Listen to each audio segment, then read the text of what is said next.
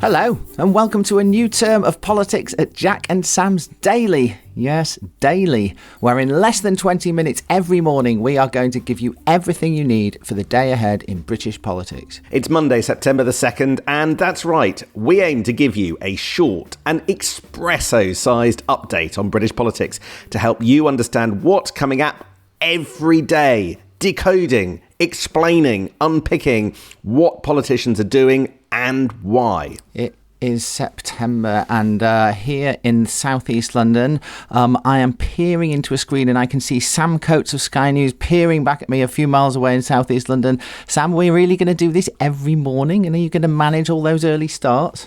I am not in the slightest bit bleary-eyed, despite standing outside Parliament at 10 o'clock last night to do our evening news bulletin. Thank you to all the young men whizzing by on loaned bikes to try and disrupt that. But no, the 5 a.m. club is open for business.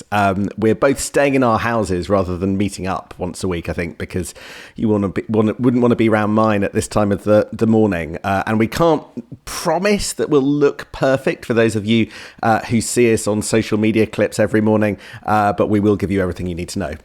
Yeah, this is weird. So apparently we are now on camera as well as on podcast, which is pretty brutal at 6:30 in the morning. But there you are. Hope you're all enjoying that. We are going to be getting up bright and early every weekday morning, at least Monday to Thursday anyway, before the sun comes up as the winter closes in. And we'll be reading the papers. We'll be going through all the early interviews. We'll be speaking to people in government at the crack of dawn so that we can tee you up for the day ahead in politics. You can get everything you need in 20 minutes, download into your brain, and then get on with your day. And if you like all of that, then share it, review it, give us, say something nice on Apple or Spotify or one of the other platforms. Tell political fans that are friends of yours that they can get this podcast every morning from 7:30 a.m. And there's a hell of a lot to listen to and to talk about in the coming days and weeks. It's not just that we're at the start of a new term, but we are at the proper opening phase of the new Labour government, who are desperate to tell us just how busy they are. And of course, there's a Tory leadership contest, which candidates claim is all about unity, just as they tear chunks off one another.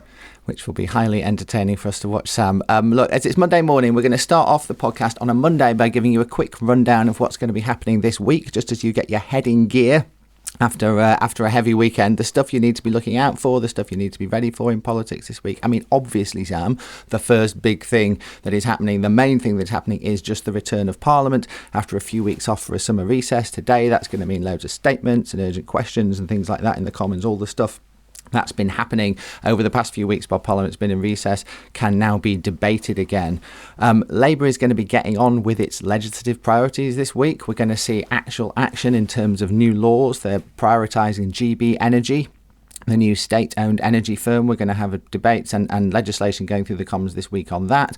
The plan to nationalise the railways. We'll see the final stages of that bill happening this week. And what they're calling the Stop Liz Truss Bill, which is a piece of legislation designed to force the government to take advice, essentially, on future budgets and indeed mini-budgets, as Liz Truss famously did not do. Really what that's about is just trying to remind people about the whole Liz Truss debacle again, so that Labour can continue to talk about that. And as you say, the Tory leadership contest is going to dominate the week as well. We're getting campaign launches and hustings all week. The first of the 6 candidates to be knocked out, that's going to happen on Wednesday. So thoughts and prayers for Mel Stride.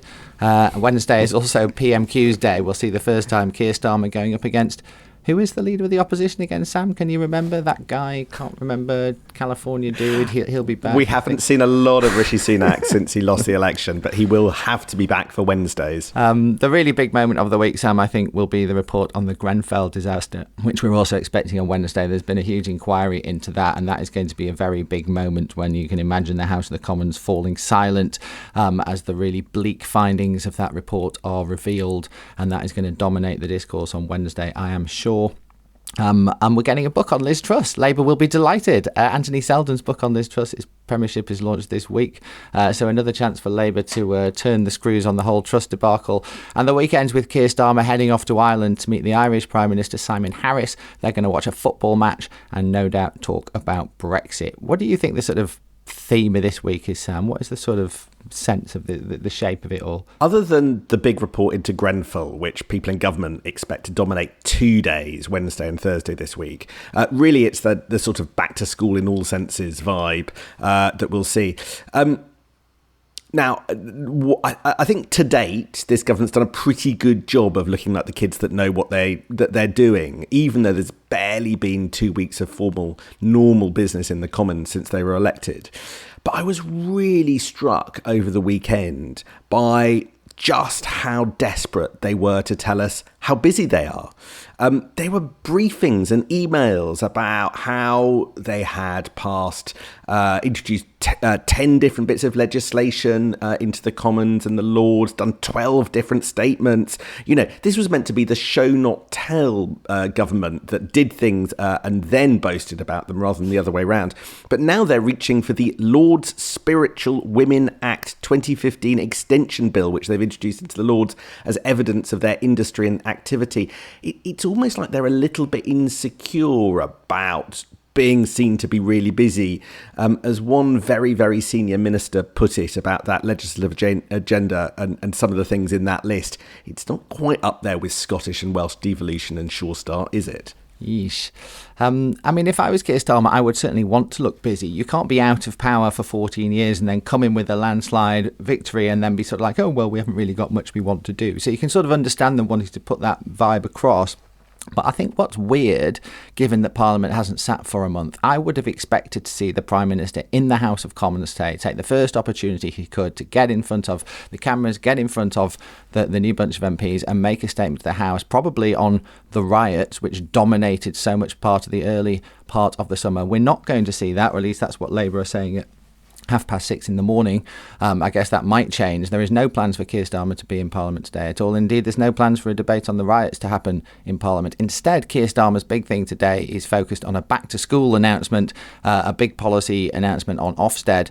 And we can talk about that in a minute. And Labour are hoping that will dominate the sort of political news today rather than the happenings in the House of Commons. But we'll get through that in a minute. The other big thing, obviously, is the Tory leadership contest. We're getting Kemi Badenoch and James Cleverly formally launching their campaigns today. So we talk about that.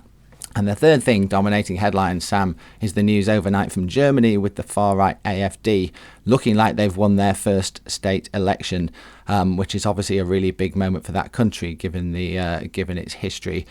So we better talk a bit about that as well. Should we talk about Ofsted first, though? That's what the government wants us to talk about. Keir Starmer and Bridget Phillipson, the Education Secretary, are off to a school this morning to announce what is, frankly, a proper policy change, the end of the one-word ratings that Ofsted uses to rate state schools. We've all got totally used to that. You and I have both got kids, Sam. You're used to just glancing at a school and saying, oh, well, it's outstanding or it's good or whatever.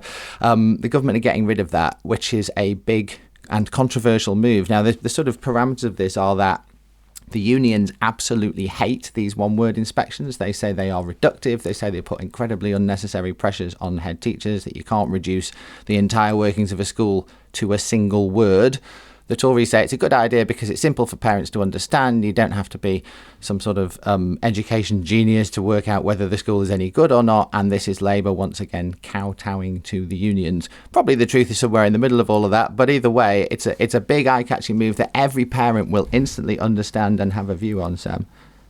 That's right. I don't think parents are going to be too hostile to the idea of getting more information. Nevertheless, the Tories look like they're doubling down formally opposing this morning. Damien Hines, Shadow Education Secretary, along with Nick Gibb, quoting the papers this morning, saying that this is bad for parents because it stops easy comparisons between different schools and stops parents from being quite sure which schools are failing or not.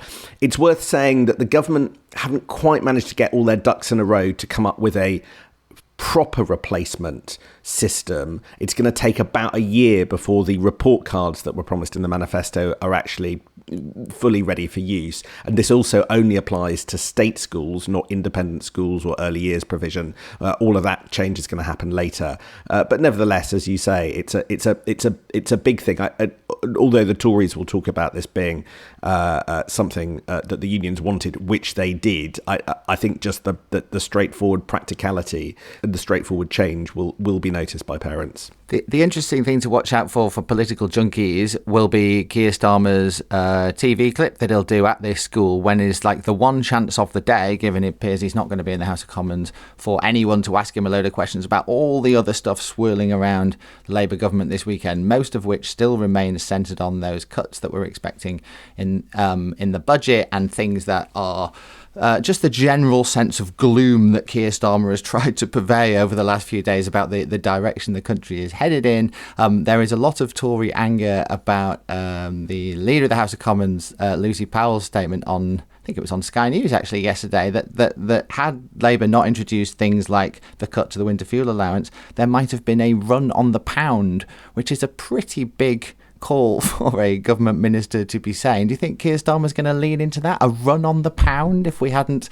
cut winter fuel allowance? Seems a little bit far-fetched. I actually remember on the day of Rachel Reeves' big statement, I had Treasury people saying something a bit similar to me. Oh my God. What happened? Sorry, I've got my cat is fighting another cat through the window. I'm going to have to stop it. There's a cat fight. Sam Coates has now run off to his back door to break up a cat fight in the garden. This is real life. That was so exciting. Is your cat okay? Yeah, they're fine. They're fighting through the glass. It's the most wimpy way to fight. On the day that Rachel Reeves made her announcement that there was a £22 billion black hole, of which £9 billion is made up of increasing public sector pay by more than had previously been announced, there were people around the Treasury going, we're having to take immediate action because there is a nervousness that a gap on that size will undermine the markets, particularly so early on in the new government's lifetime. So this wasn't Lucy Powell freelancing. Whether or not it is a wise political argument to make, given the Tories insist that around half of the black hole was the consequence of political decisions made by this government, whether it resonates, whether people think it's credible, however, well, we're going to have to see. Away from the Prime Minister, we are getting several statements in the House of Commons today which are worth watching out for. There's one on the infected blood inquiry, we believe, which is going to start paying out compensation finally before the end of the year. And we're expecting something on Gaza as well, Sam. And of course, that comes in the context this weekend of the announcement that several more of the hostages were murdered, the Israeli military says, as they tried to rescue them in an underground tunnel on Saturday. I mean, that topic just is going to continue to dominate the autumn, isn't it? Do you think it's going to cause problems for Keir Starmer, the Gaza issue? The politics of this horrific event, which saw 6 young men and women slaughtered just in the last few days, is horribly complicated in Israel and will be tricky again, I think, in here back home. Today, when Parliament gathers, if there's a statement, which there seems to be, that will be the first moment that we get to test the sentiment and the strength of views amongst Labour MPs, also amongst those independents that we have sitting alongside Jeremy Corbyn. It has all the hallmarks of something that could get quite heated. There are big decisions in the government's in-tray about Israel, not least the review into arms sales and whether or not there should be an arms embargo. Although it looks more likely than not that will go ahead in some form at some point, I'm picking up jitters in government. Firstly, about the impact of the relationship with the US if Britain goes ahead and America doesn't. And if you watch Kamala Harris, she doesn't seem to be ready to do that, judging by her interview last week. And secondly, and this seems brutal, but it's a consideration inside government, the potential hit to growth. You know, that there is fears of an economic backlash if we do that. It'll hurt us more than it hurts them, was the view of one official. Whether you agree with that, whether you think that economic considerations are secondary, that is one thing, one issue. The potential that this is a net loss for Britain as a country economically that will have to be weighed up inside government. Let's talk about the Tories, Sam. First thing to say about the Tories is we believe they're hoping to get an urgent question in Parliament today about the cronyism scandal, which rather engulfed Labour during its first weeks in government. Even if that doesn't happen, we're expecting them to find a way of crowbarring in some questions about it in a debate that's happening in the Commons later. It's the one sort of wound the Tories have found so far that they can apparently press on. I'm not sure how much it's cutting through with the general public, Sam, but I guess any way you can create a sort of whiff of scandal around a new government is useful for the opposition, given first impressions in the public's minds are so important. And there is obviously some things that have been happened here, some appointments that have been made that are pretty unusual and eyebrow-raising, to say the least. And therefore, even if it's not, civil service appointments are not necessarily the number one issue in people's minds, the Tories think they can get some traction there. I think this weekend marks the end of the phony war. There are 6 candidates. Most of them have spent most of the summer touring the country, even though most of them, 4 of the 6 of them, will never get to face the Tory members because they'll have been knocked out by MPs. They just want to seem to look busy. Anyway, the sort of formal launches will all be directed at fellow MPs, the 121 Tories left. Around half have said who they're going to vote for. And of that, according to some of the tallies, like the Guido Fawkes one, Robert Jenrick comes top, Kemi Badenoch comes second, and then there's Tom Tugendhat third, Priti Patel and James Cleverly come fifth and sixth, with actually Mel Stride at the moment topping them on with just a little bit more. So about half have said what they're going to do. If they hit the members, the only YouGov poll of the members so far suggests that Kemi Badenoch's on top with Tom Tugendhat second. But we're quite early on in this process. It feels to me like this race is still wide open and nobody's done much that's eye-catching so far, and that's actually the view of several of the campaigns. Perhaps other than this morning with Kemi Badenoch's kind of first big intervention, which is actually to plant her flag in the culture war part of politics, with a video showing David Tennant, Doctor Who, attacking her, and her attacking Doctor Who, David Tennant, and saying, "I will not shut up," after he launched a broadside at her at an awards do earlier this year. So that's her kind of campaign. Is there much beyond culture war fighting, was what Tim Montgomery, the former Conservative Home editor, was asking last night after seeing that video. But we will hear more from her later today. Yeah, in terms of what we'll actually see today, we're getting the formal launch of Kemi Badenoch's leadership campaign this morning. So she'll be making a speech and there'll be lots of hacks there throwing questions at her, I assume. And James Cleverly is the other one who's launching formally today. Obviously, these people have already been campaigning, but they're doing sort of formal speeches today. I think we're getting Tom Tugendhat tomorrow. And Wednesday is the big day when we get the first candidate dropping out. Everyone's expecting Mel Stride to drop out on Wednesday or be thrown out, but let's see. As you say, this is still wide open. I do think Kemi Badenoch is hoovering up support from different parts of the party. The big challenge for her, people said, was getting enough Tory MPs to get her over the line. I would say so far she's not doing a bad job of that, but as you say, there's still half of them to go. We've got a minute and a half, Sam, to talk about Germany. The far-right AfD party doing really well in state elections last night, and it's a big moment because in Germany, of course, the rise of the far right has such intense connotations, and Keir Starmer was there only last week, Sam, and he sort of sees the way Olaf Scholz has handled this as a sort of salutary lesson in how not to do it. It was partly the German government's policies, green policies on boilers and heat pumps, which helped to spark a big rise of support for the far right over there. And I think in the UK Labour government, they're looking at that and thinking that you need to tread very carefully with that sort of stuff if you want to avoid upsetting people. I think the other thing that they're going to be looking at is Germany's attitude to migration. Olaf Scholz, just in the run-up to this election, tightening his language and just being a little bit more critical of migration in a way that German chancellors have not been historically. But now we do have a far-right party getting a third of the vote in a German state, which, as you say, hasn't happened since the Second World War. Olaf Scholz could have done even worse. He did meet the 5% threshold, so didn't fall out of the state parliament altogether, but it doesn't bode at all well for next year's elections, German elections. All right, we promised we'd do this in under 20 minutes, and we just about have. We will see you all tomorrow morning for more chat about the day ahead in British politics. Thanks very much for tuning in. See you then.